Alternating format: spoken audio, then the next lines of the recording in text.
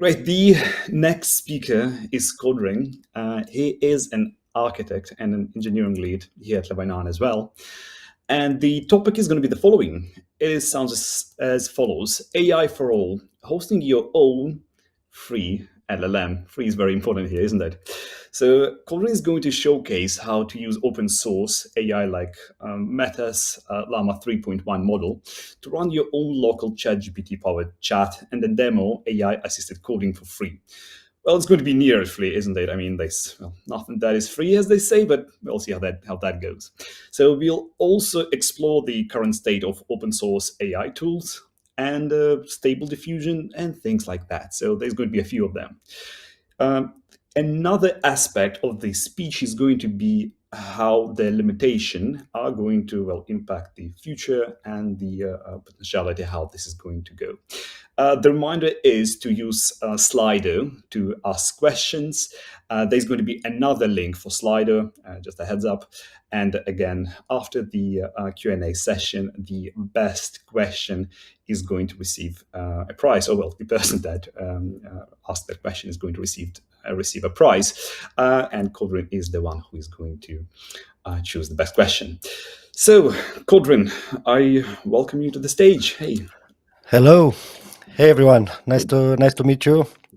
Yeah, today we are. I'm very. First of all, I'm very excited to be here, even virtually. It's my first time having a talk in for the Ukrainian audience. So yeah, thank you for having me here. So all right, let's get this started then.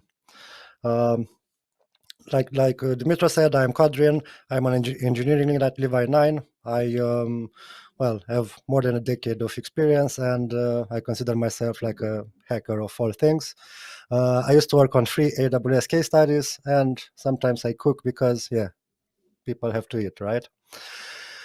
Good.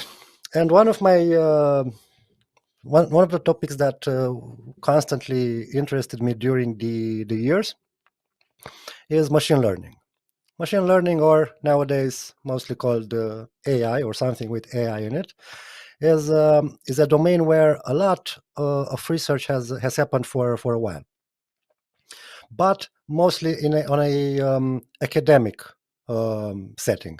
So there were like research papers. People with a lot of education were reading those papers, enhancing them, making their own trials, models, and things like that. And we as engineers, mostly we would work with so-called with the data scientists that would create these models, and we would then write code around them to most importantly do recommenders. Recommenders are basically what the technology that is used to recommend you things, from videos of cats on Instagram to products you buy on online, and like search results that you see as well. But this was hard. The science behind it was really hard. A lot of mathematics, a lot of statistics. It required a lot of one's investment in learning this. So yeah, I would love to know more, but like I said, there's a lot of science here, and I'm an engineer. I'm not a scientist, to say like that. Good. And then at some point, the technology evolved. Python grew, and the libraries around Python also developed. And sometimes in 2018, 2016 or something like that, we had YOLO. YOLO was really cool because it used the libraries like Pandas, NumPy, and others to be able to do real-time object detection. And I remember seeing this movie on YouTube, and I was amazed. But that was like more than a decade ago. It was pretty cool, and it kind of worked. If you remember Silicon Valley, then you know it worked. Good. But then something really big happened. Something that put YOLO, and everything before it in the so-called prehistoric era of machine learning. So everything that we knew up until that point was instantly moved into prehistoric era. Because a paper by Google called Attention is All You Need introduced attention mechanisms.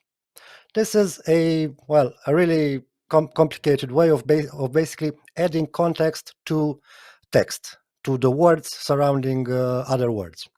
And that means, in more basic terms, as you know, of course, it means that recommenders can basically now generate code and words based on the context. So basically, they have like memory. It's not memory, but it's it's something quite similar. And this is where we are now. This is called like the generative era. Transformers took everything and took over, and we could then suddenly use things like OpenAI's GPT-3 and Google's BERT. Until people were aware, more and more people were aware of the existence of this technology. People started using it, and with more users, also became a great desire to monetize things.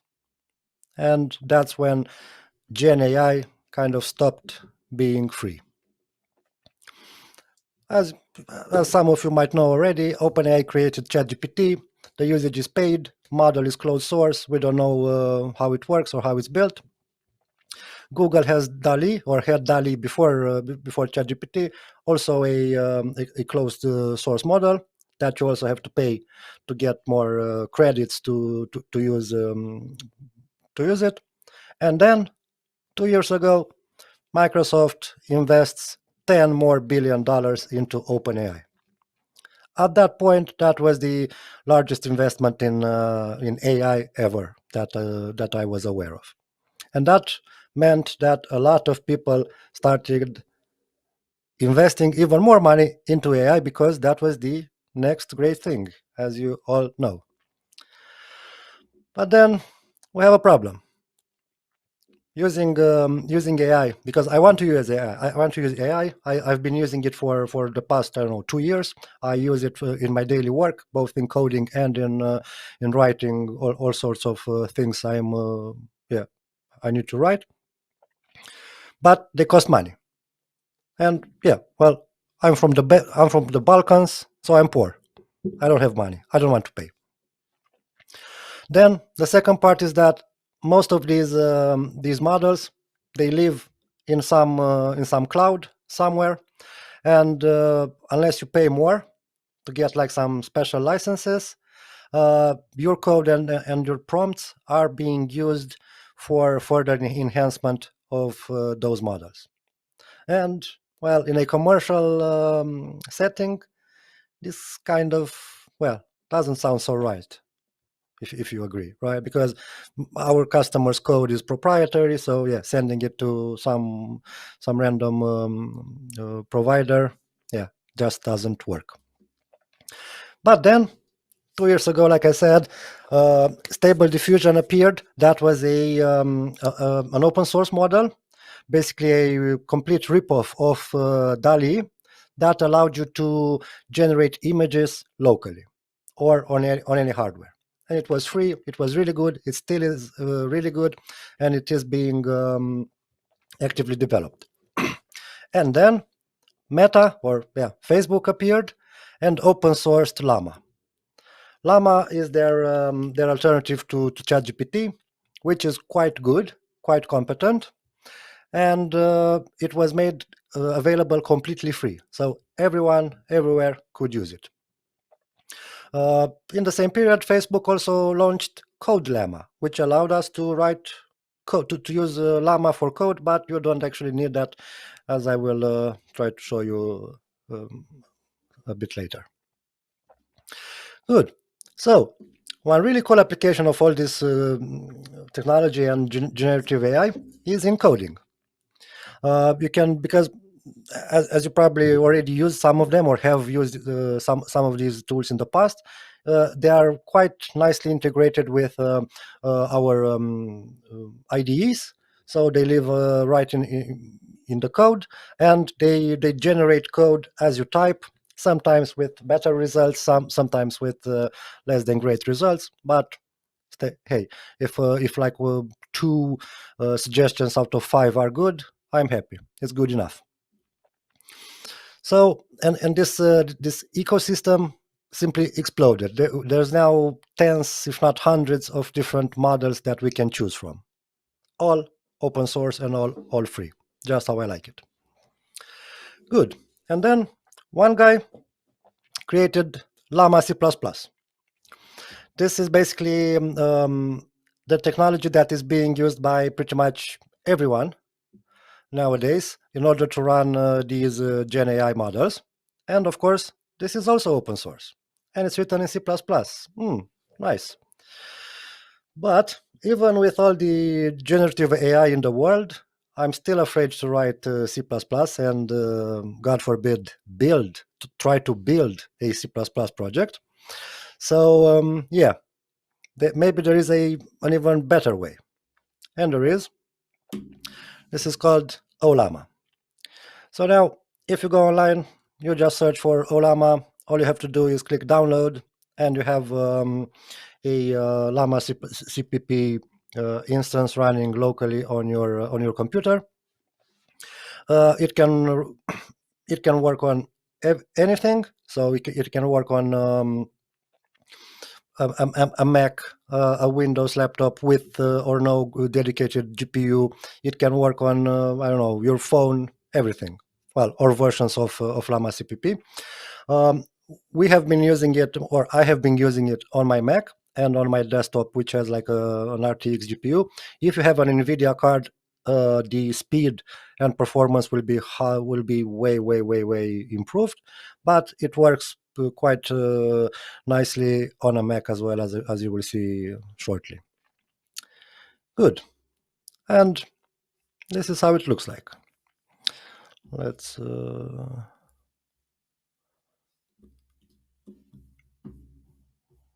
share a browser. So basically, once we have installed LLaMA, we can also set up extra additional software, like this ripoff of ChatGPT. And then, as you probably already have been using it in some other form, you can basically start a conversation with it all locally. You can see it runs on my machine. It's quite fast. Maybe in some instances even faster than using ChatGPT, because it there is no like latency, because it all runs locally. So you can use it as like general chat, all for free. It's really good. This one uses the LLaMA 3.2 model, which is pretty much the latest Facebook released. But there's the option to choose between all models that you have running locally. So yeah, you can ask, you can continue the conversation, you can save it for later. Very nice. You can also have like different prompts that you can that you can download and use. Very cool community. I highly recommend you to go join it, and it's quite nice actually. I basically use a version of this LLaMA 3.2 at work pretty much every day, and it works quite well, and it's all completely free and secure. So there's no real need to basically ask for permission or get legal acceptance before starting to use it. So you can just use it because it's all locally. It's exactly like you would use a code formatter. So there's no problem whatsoever. Cool. back to our slides. So now the second part of using Ollama has a separate tooling outside of the browser, in that we can use an extension called Continue Dev, which is really good. That works in Visual Studio Code and JetBrains, any JetBrains editor, to basically generate code and also like have this nice chat interface in your editor. So let's bring that up too and see if it works. Okay. So this is my my editor. Hope it's large enough. So basically, first of all, you can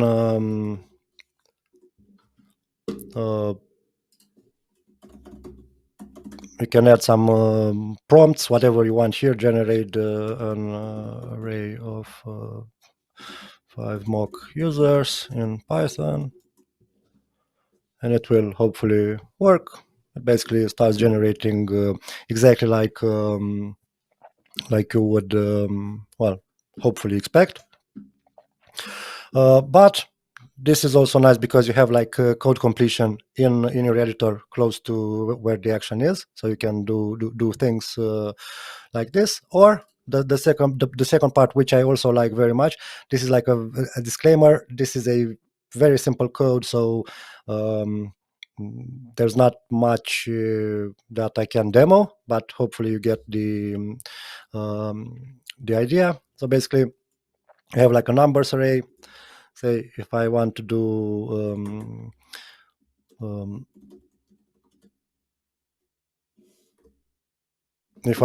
like to calculate the even numbers in the array, you will see that as soon as I type the evens, it basically generates the entire code for me. And well, pardon my Python, but I think it actually works.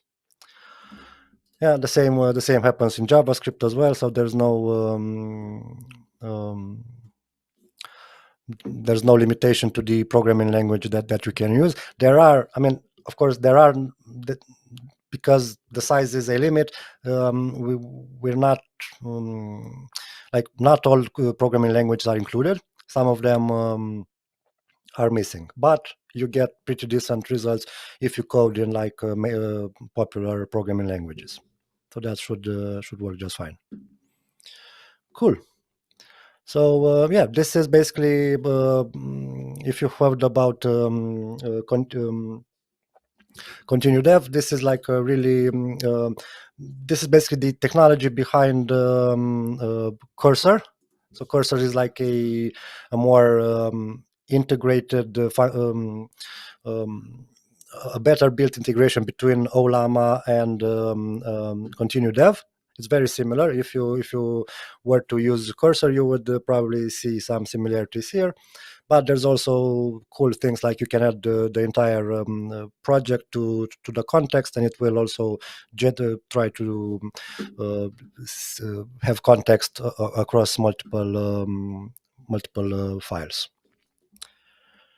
Good. Next. So yeah, like I said, this works for Visual Studio Code and JetBrains. Sorry, there's no Visual Studio.NET support. Good. Even better, like I said, this one I want demo because it takes quite some time to generate. On my Mac, to generate an image is basically around between 1 to 3 minutes, but that's because I don't have a dedicated RTX GPU. But if I were to have like an NVIDIA card, you would be able to see that you can generate images in seconds, which is about the same speed as the like Copilot or ChatGPT have. Good. And yeah, if you want to know more, and I highly encourage you to go check out Reddit, of course, because where else? Like I said, yeah, I'm a programmer. I don't have time to read books on about data science and AI. But jokes aside, the local llama, that's a really great community.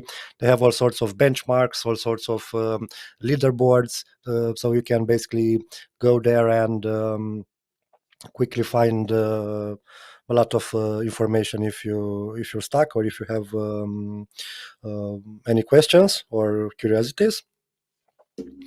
Um, there's also Hugging Face. On Hugging Face, we have there's also like a nice AI community. There's a lot of cool content and where you can do like a deep dive into learning this.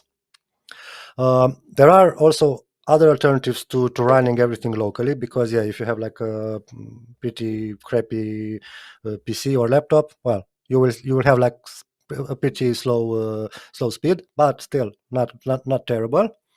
You can also pay for hosted GPU in like Volt or Vest AI. It's this one can get pricey. We're talking like it can get to like euros per hour, but or even more. But it allows you to try out things if you have like more serious scenarios. Now, um, yeah, hope you liked it. And basically, the way I see this compared to ChatGPT or Copilot or whatever is that you don't need an internet connection. Everything is like 100% private. Completions are sometimes a lot faster than online. And yeah, price, it's free. Um, but yeah, because this is like open source, it's exactly like Linux versus Windows, right? Things work maybe better, but they don't look as polished as like ChatGPT. So you might get well, I guess more accurate results on ChatGPT. But again, Llama 3.2 is really close to ChatGPT. They're like on par or even better in some scenarios from what I know from looking at the benchmarks. And of course, you need some powerful hardware to run it properly. And especially like if you want to have like the browser interface where you chat and everything, you have to also play around with like things like Docker and yeah, running a container and things like that. But again, the community is super helpful. There's a lot of documentation, so you can hopefully find the answers that you need online.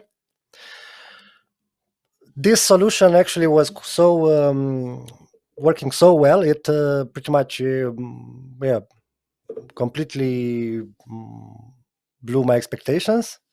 And yeah, a few months later, we actually we Levi9 in Romania. My company actually bought or gave me money to buy a, a nice RTX uh, graphics card with like all the hardware around it. We built a really cool looking desktop, and we've called it Levin.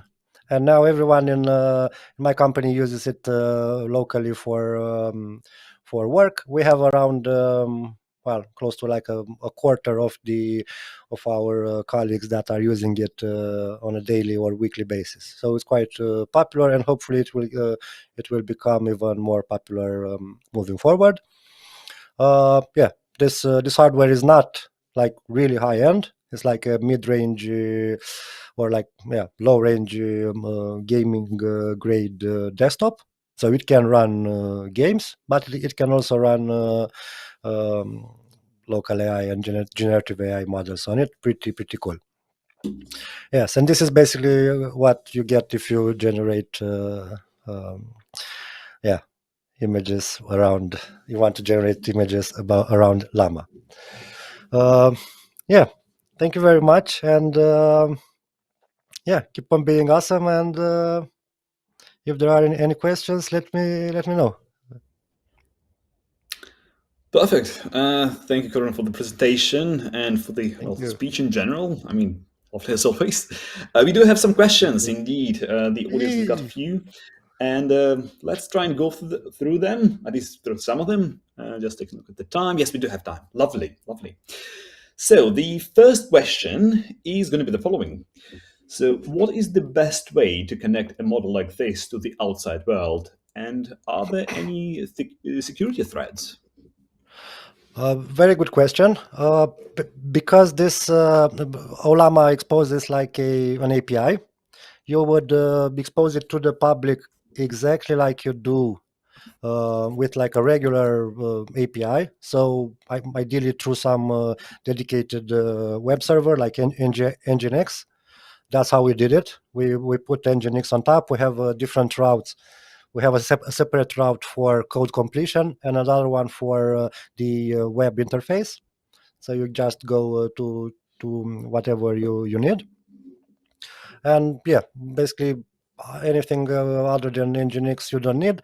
There is a authentication support, so you can have like basic authentication on the web interface for the code generation part. There is also some way of securing it either with like API keys or other scenarios. But usually, because you run this locally or in some closed environment, that's not such a huge issue. But if you want to explode it publicly, like make a service out of it, then yeah, you would probably need to look into how to secure an API like any other. Lovely. All right, let's try a slightly different one. So the question is the following: have you tried using any other RAGs, right? Any rugs? So, for example, your calendars, photos, etc., to make it a real private AI assistant. Yeah, not me. I have a data scientist that is actively training rugs using the desktop. We have been using it for summarizing documents for one of our customers. We did a POC around that with pretty good results from what I saw. But for pictures, not yet. We're not that we're not that advanced yet. You need serious hardware Right, to handle pictures and videos. that makes sense. All right, let's do the slightly different one, which I well, like already. So, when Llama generates code, can you explain the reason behind writing code in the same on the way it did? So, will the explanation will be as good as from well Bjorn Straustrup, right? Well, the creator of C++, Yes. obviously. So, Yeah, indeed. Because it has context, it will try to, well, create a phrase around the reasoning behind the generated code. And most of the times you will see it is pretty much accurate because, especially like if you do like long conversations, like I do, I have like prompts for certain workloads that where I have like tens or hundreds of questions. uh, you always are able to use the context of the entire conversation, both for code. Well, again, because code is much more strict than like regular words, you will have to double check and sanity check the generated code always, of course. right. That's a good question. Yeah, um, let's do a slightly different one then. So, and it goes as follows. So you run the 8B model on a laptop. Is that correct? If that's the Yes. case, so what's the video card and what's the average token per second? Yeah, it's pretty low actually. On a Mac, you don't get a lot of tokens per second. I think it's under 10 or something like that. I use this is like a Mac with like an M1 Pro, so not that well heavy on GPU, because the cool part about Ollama and Llama C++ is that it offloads to the CPU. If there's no more available graphics memory, it will simply offload to regular RAM and CPU. So that's how I'm able to Right. run HB model here. That makes sense. Thanks. Right. So there's the the last question that we can cover before going to the next part of our meetup, and the question is as follows. So, what could be the advantages, other than payments and privacy, of using commercial services versus your own LLM? That is that is the really great question. That's exactly what I ask myself and what I discuss, including Dima here and with other people in Levi9. Like, if we have things for free, why should we pay for this technology? Well, of course, there's accuracy because it's not like ChatGPT simply takes your money and gives you the exact same quality as you get for free. So there are like highly skilled developers and scientists that actually work to improve the results and fine tune and cover all sorts of workloads. So I guess, of course, the quality might be higher. But my question is, like, if you use local AI and 6 out of 10 suggestions are good, and then you use something like Codium or ChatGPT, and you get 7 suggestions out of 10 correct, that's like 60% over 70%. So I'll take 70%, 60% if it's free. That's me, but others might be more, might have a desire to be more accurate. So I guess they will choose to pay. But it depends on what you want. And there's actually a lot of the paid ones have some sort of free trials, free tiers. So you could also evaluate some of them and see if there are any differences. Most likely there will be. Yeah. All right. Thank you so Cool. much for the answers. So Thank you now very there's much. the final question to you, so to speak, before we Yes. switch. Is of course, I mean, based on the best answer you would like to uh, Yes. provide the person who asked the best answer, well, based on your Well, opinion, of course, with the backpack with a little gift. So, yes. was there any particular question that you like the most? I can list the questions if you can't remember. So, Yeah. It's a tie between the question about tokens per second generated on my Mac and how come I can run HB tokens. So and the last question with paid versus free. But I will go with the HB because of extra attention to details in the question. So yeah, congrats on the backpack. lovely, lovely. Yeah, thank you. So, the author of the question do contact us how to get the present. Okay. Lovely. Thank you so much for your time, Codrin. Thank you so much for the knowledge that you brought, obviously, and for answering the questions that we had Yes. prepared for you. Thank you so much. Thank you very much, and enjoy what's coming next in the talks. Bye bye. Take care. Good evening.